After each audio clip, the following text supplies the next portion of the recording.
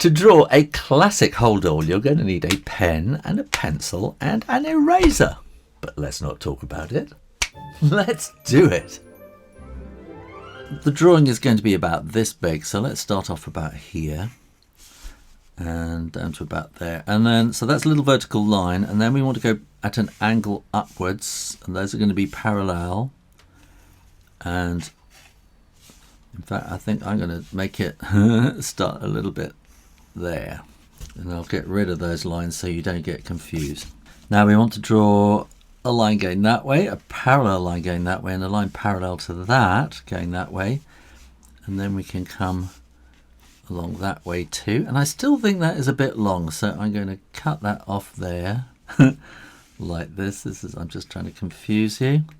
So that would be there, and I'm just going to get rid of that too. You can do this yourself, shape and redraw it, as long as you don't press too hard, because then it's really difficult to erase those pencil lines. Now, the Holdall, it sort of comes in a bit like that, and it'll come in a bit here too.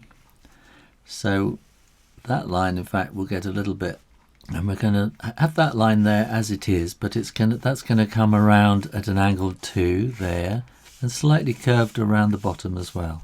We'll have the zip going right down the middle, so that's parallel to these two. And then we want to have, let's work out where we're going to have this webbing coming around there. So this wants to be kind of equal there, and that wants to curve around at the bottom, give the feeling of the bag curving at the bottom there like that, with this same curve you've got there. And then it's going to come up around there, up to about here, and like that, and we'll have a little square there, and it gets double stitched, maybe with a stud. And then it wants to sort of curve around like that, but then it wants to get much thinner at the top, and it gets kind of sort of scrunched up at the top there. And in fact, we have this kind of a sleeve over the top there, which creates the handle as well, which means then we can draw that coming out from the other side there, and that will be coming around. Oh, that wants to be coming from from there, doesn't it? No, this wants to come over here much more like that, so that we can have the handle about there, and that handle will come down over there. We're going to have a little pocket in here, I think, so we'll have a zip across there and stitching. And there is quite often a kind of a piece that comes here so that you can have a shoulder strap, and so this wants to be a little parallelogram exactly parallel with that first thing that we drew there. And that's again going to have some extra stitching, and there's going to be a D-ring that's going to be kind of stitched into there like that, and we'll have the zip, the zip lever there. Why not join me on Patreon for images, help sheets, advice, and a whole lot more? I think that's about it, so now we can start inking in. And I'll move that a little bit to there. So we want to ink the things that are closest to us, and I think that's probably going to be this webbing strap that will come around like that.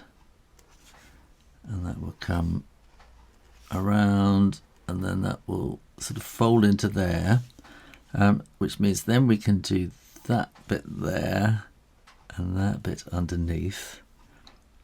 And then that's going to kind of fold out like that, because it's all sort of ruckled together. This is going to be a little kind of things like that. So these little curves putting the whole thing together there.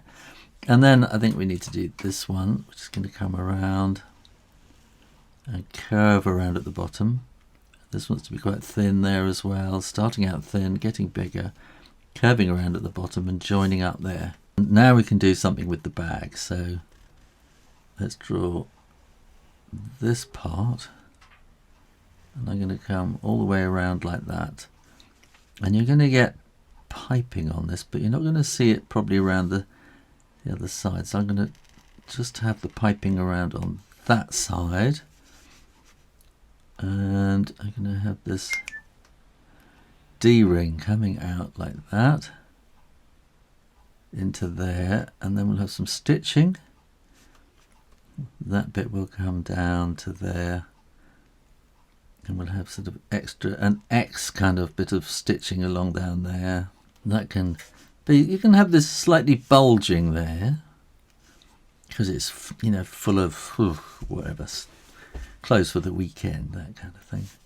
And this can be slightly wobbly line if you want, and then that can come around down to here, and we're going to want to see a little bit of that sort of piping coming around there like that. And then here we can put some little dots across there for where this is going to have some extra stitching, and a rivet as well to really keep that looking strong. And we'll put an X in there for the extra stitching, and then we're going to want this handle coming down there, a 1 and a 2 and a 3. We're going to want this coming down at really quite a steep angle like that.